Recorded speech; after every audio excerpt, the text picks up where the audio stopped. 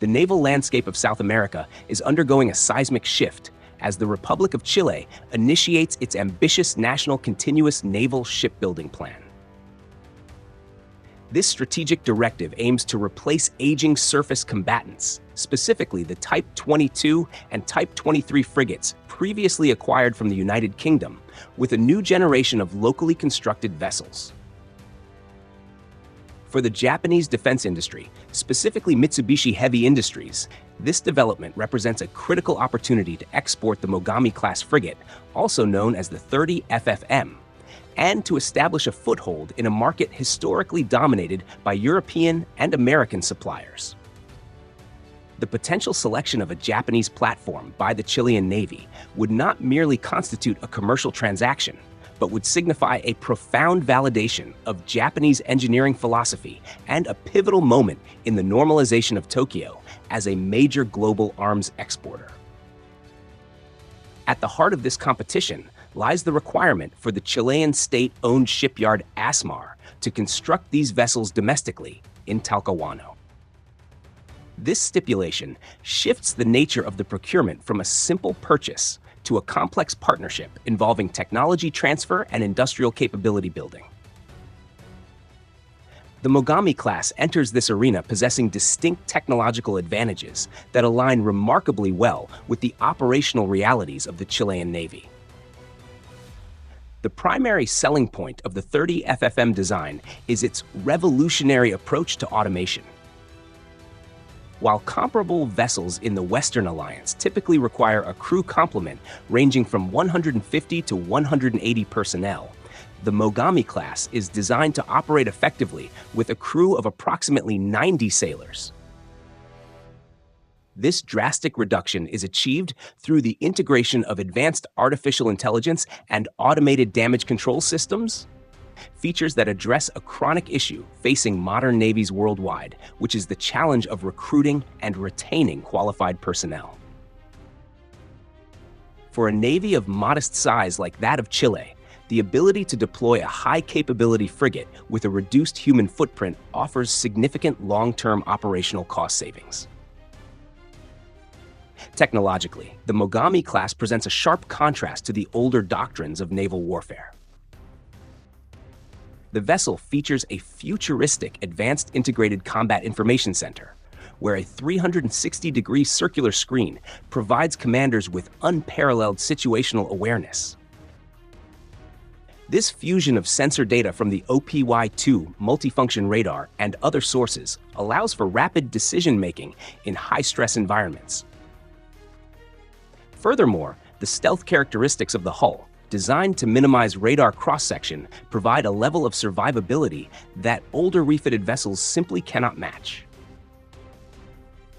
The Japanese design philosophy, which emphasizes a balance between offensive power and defensive stealth, positions the Mogami as a formidable asset for controlling the vast exclusive economic zone of Chile, a maritime territory that stretches from the subtropics to the Antarctic. However, an objective analysis must acknowledge the formidable competition facing the Japanese proposal. The primary challenger comes from the United Kingdom in the form of the Arrowhead 140 design, which serves as the basis for the Royal Navy Type 31 frigate. The relationship between the Chilean Navy and the Royal Navy is deeply entrenched, spanning over a century of shared tradition, training, and equipment. British surplus vessels have long formed the backbone of the Chilean fleet, creating a logistical and cultural inertia that favors a continuation of this partnership. Babcock International, the designer of the Arrowhead 140, positions its platform as a modular and flexible option, leveraging the existing supply chains that Chile has already established for its British-built ships. Additionally, South Korean shipbuilders such as Hyundai Heavy Industries and Daewoo Shipbuilding and Marine Engineering present a different kind of threat. These conglomerates have a proven track record of aggressive pricing and rapid delivery, factors that have allowed them to secure major contracts across Southeast Asia and South America. The South Korean strategy often involves comprehensive economic packages that go beyond defense, creating a value proposition that is difficult for purely defense-focused proposals to match. Critically, the cost factor remains a significant hurdle for the Japanese bid. Japanese defense equipment is historically associated with a high price tag, a consequence of low production volumes and the meticulous, almost artisanal standards of Japanese manufacturing. While the quality is indisputable, the unit cost of a Mogami Class frigate, estimated in the range of $400 to $500 million US, depending on the configuration, may strain the budgetary constraints of a Latin American economy. To succeed, the Japanese proposal must demonstrate that the total life cycle cost, reduced by automation and lower maintenance requirements, outweighs the higher initial acquisition price. This economic argument is complex and requires convincing a client that is accustomed to purchasing second-hand vessels at a fraction of the cost of new construction. From a geopolitical perspective, the export of the Mogami Class to Chile would serve the broader strategic interests of the free and open Indo-Pacific vision.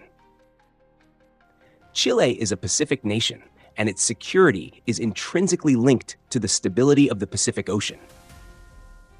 By aligning its naval capabilities with Japan, Chile would enhance its interoperability with the United States Navy and the Japan Maritime Self-Defense Force.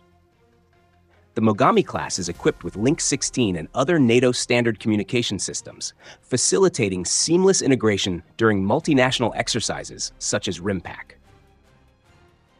This interoperability is a crucial selling point as it elevates the Chilean Navy from a regional force to a partner capable of contributing to broader maritime security initiatives. The United States would likely view the acquisition of Japanese vessels by Chile favorably, as it strengthens the network of alliances in the Pacific without relying on direct American industrial capacity, which is currently stretched thin. There is also the matter of the revised 3 principles on transfer of defense equipment and technology. The relaxation of these rules by the Japanese government was intended to allow for exactly this type of strategic partnership. However, the bureaucratic machinery in Tokyo is still adapting to the role of an aggressive arms merchant. The speed at which export licenses are granted and the flexibility of the government in offering financial guarantees or soft loans will be decisive factors. Unlike their French or British counterparts, Japanese officials are often perceived as risk-averse in negotiations involving sensitive technology transfer. Overcoming this perception is essential if Mitsubishi Heavy Industries is to gain the trust of the Asmar management. The Japanese side must prove that they are willing to share not just the blueprints, but the tacit knowledge and industrial processes that make Japanese shipbuilding world-class. The armaments package of the proposed export variant also warrants scrutiny. The standard Mogami configuration includes the Type 17 anti-ship missile and the CRAM defense system. However, for an export customer like Chile, integration with existing stocks of Western munitions, such as the Harpoon missile or the evolved Sea Sparrow missile, may be required. The Mark 41 vertical launching system, capable of housing a variety of interceptors, offers the necessary modularity, but the integration costs must be clearly defined. A seamless integration of non-Japanese weaponry into the Japanese combat management system is a technical challenge that must be addressed to assuage any concerns regarding logistical compatibility. In the final analysis, the potential sale of the Mogami Class to Chile is a test case for the maturity of the Japanese defense industry on the global stage. It pits the technological sophistication and labor-saving philosophy of the 30 FFM against the entrenched diplomatic legacy of the United Kingdom and the cost efficiency of South Korea. Success would validate the Japanese approach to modern naval warfare, proving that quality and automation are superior to raw hull size or rock-bottom pricing. For the observer in Tokyo, the sight of a Japanese-designed frigate patrolling the fjords of Patagonia would be a powerful symbol of the nation's return to global prominence, not through the projection of hard power, but through the export of stability and engineering excellence. The outcome of the contest remains uncertain, but the mere presence of the Mogami class as a top-tier contender indicates that Japan has undeniably arrived as a formidable player in the international arms market. The decision made in Santiago will ripple across the Pacific, influencing procurement strategies for years to come.